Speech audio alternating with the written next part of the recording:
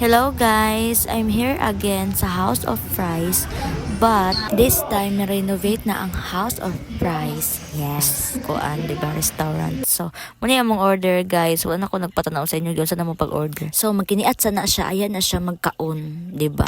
So, muna yung lang area guys na-renovate. So, charan, naramang order guys nga footlong. Mao di ay ni ilang best seller nga footlong guys. Which is Chicago.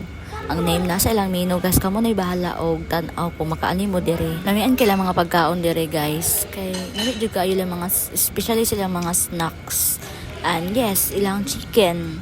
Lahi ra gid ang pagkatimpla. O wala ko gi-sponsored ha kay di ko sikat.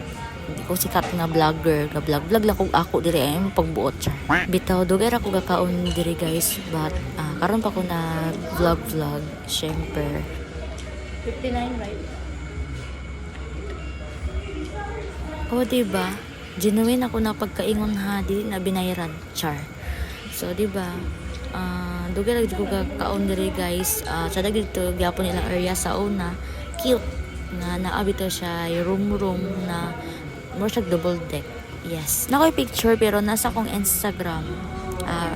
Rosnility. My Instagram is Rosnility. So, mao din ni siya guys, akong kauban. Akong beshi. Yes. Ulawon ka na siya guys, siya ganang videoan. So, mo din siya guys, ang pan, cheesy kayo, overload. Yes. So, diba, charan. Mga kuot-kuot rin mo ang fries, nakatago sa ilalim ng footlong. So, diba, ganyan ang babae makakain. So, sayaw-sayaw siya. Kadili nga drink guys, among the order is a mango shake. Yes.